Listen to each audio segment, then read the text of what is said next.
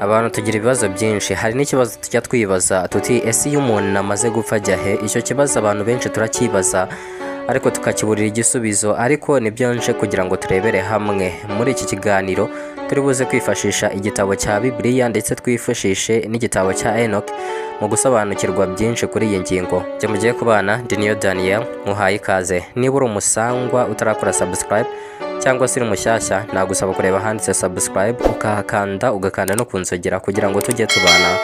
Rero reka twitangirire, ariko ndagusaba ntuze kujya kure y'ikiganiro, ugumane nanjye kugera ku musozo w'iyi video kugira ngo wunguke byinshi kuri iyo ngingo. Iyi video si ndende rwose, niri buze kukurambira ndabizi neza. Sinjya nkora video ndende, gerageza kubishyira mu magambo make kugira ngo video itaza kubarambira, bigasobanuka neza ariko mu ncamake.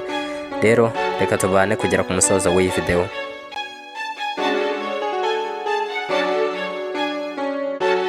Ni kenshi tubona abantu bapfa, ni kenshi rwose twumva abantu bapfa. Akenshi rwose iyo ari abantu bacu turarira cyane, tukarira ariko by'igihe gito. Muri cya gihe tukibuka ibikorwa byiza bagiye bakorera mu isi ndetse n'imirimo myiza bakoreye mu isi ndetse n'ibintu byiza bagendaga badukorera ndetse n'ubuzima bwacu hari benshi bwabaga bushingiyeho, ariko twagiye tubura. Gupfa mu maso ya muntu byabaye nk'ibisanzwe, cyane ko twese tuba tuzi yuko tuzapfa, ahubwo icyo umuntu aba atazi ni uburyo azapfamo, ikizamwica ndetse yewe n'igihe azapfira. Ariko nubwo bisa nk'ibisanzwe mu maso yacu, hari bamwe bitera ubwoba kugera aho babiha kandi kazina katari ugupfa, ahubwo bakavuga bati kwitaba Imana. Ariko wa mugani gupfa hari benshi ryatera ubwoba kubera ko iryo jambo ubwaryo risa nk'irikanganye, ariko ijambo kwitaba Imana urukumvisha rwose wumva ari n'akajambo keza ntacyo gatwaye. Reka dutangire twishakire igisubizo cya cya kibazo cyacu, ese iyo umuntu amaze gupfa ajya he? Hari benshi wabaza icyo kibazo, abenshi n'ibisubizo byihuse bahita bakubwira ati agiye mu ijuru kuko rwose yari umuntu mwiza, abandi bati agiye kuzimu kubera ko rwose yakoraga nabi, rwose ntiyari intungane.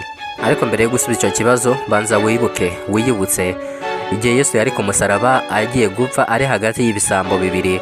Kimwe cyaramubwiye kiti niba uri umwana w'Imana ikize, ikindi cyamubwiye ngo niba ubyibuka. Nuko abwira Yesu ati mwami uzanyibuke ubwo uzagaruka mu bwami bwawe.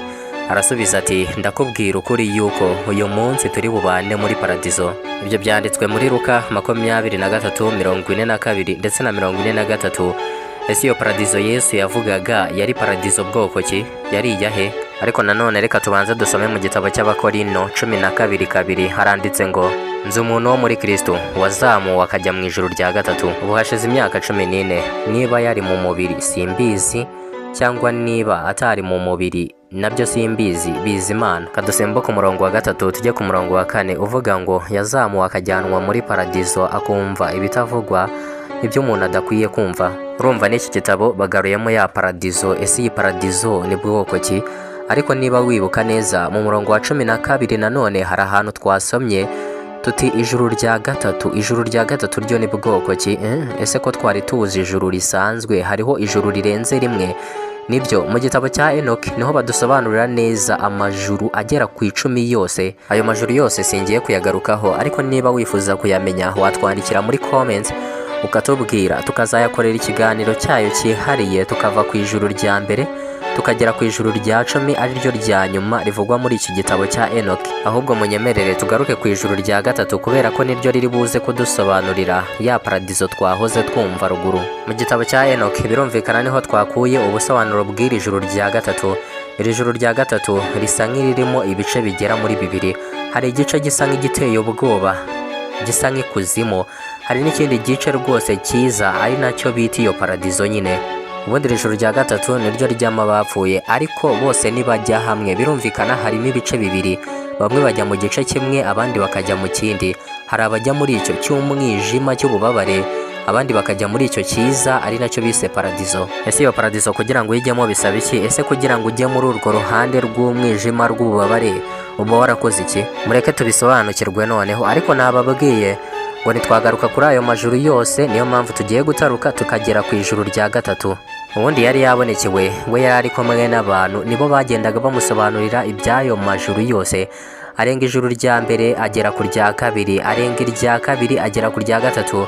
nibwo yabonye uwo mwanya mwiza rero urimo abantu beza baseka neza bafite ibyo kurya, imbuto nziza ndetse yewe n'ubuki bwinshi cyane, ndetse uwo mwanya nyine wasaga neza. Arangije arabaza ati uyu mwanya ni bwoko ki? Arangije arasubizwa ati uyu mwanya ni uw'abarinze roho zabo, abaciye imanza zitabera, abagaburiye abashonje, abambitse ababuze ibyo kwambara, abahagurikije abananiwe, abafashije imfubyi zinaniwe, abirinze iby'ingeso mbi byose, ndetse na ba bandi babanzaga bakiyeza ibyaha byabo mbere yuko bahura n'Imana, kandi ibyo bakabikora biherereye. Bati abo nibo bateguriwe uwo mwanya, kandi umurage wabo ni ubugingo buhoraho. Arangije akomeje imbere gato, akiri muri iryo joro rya gatatu abona undi mwanya uteye ubwoba wari urimo abantu bari kubabazwa, nta mucyo wari urimo, ibintu byose byari umwijima.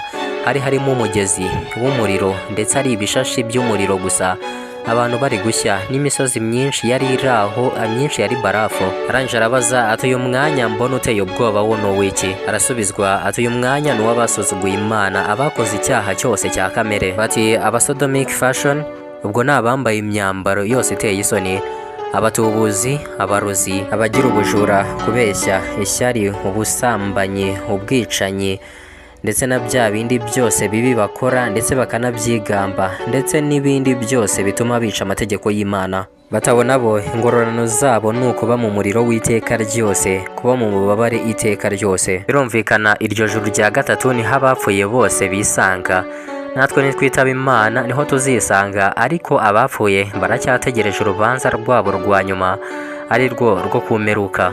Dusomye mu Byahishuwe 20:12 ndetse na 13 haravuga ngo mbona abakomeye n'aboroheje, nuko ibitabo birabumburwa, kandi n'ikindi gitabo kirabumburwa, ari cyo gitabo cy'ubugingo. Abapfuye bacirwa imanza z'ibyanditswe muri ibyo bitabo zikwiriye ibyo bakoze. Inyanja igarura abapfuye bo muri yo, urupfu n'ikuzimu bigarura abapfuye bo muri byo, bacirwa imanza zikwiriye ibyo umuntu wese yakoze. Ugendeye kuri iyo mirongo ya Bibiliya, birumvikana neza cyane rwose ko abapfuye bazazuka kuri uwo munsi, ubundi bagacirwa imanza zabo zitabera. Abakoze neza ingororano zabo zirahari, ndetse n'abakoze nabi ingororano zabo zirahari.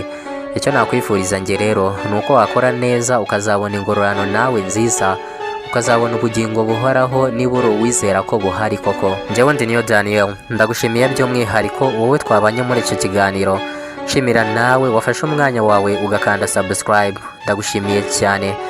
Nyemera tubane muri video ukurikira, urakoze cyane.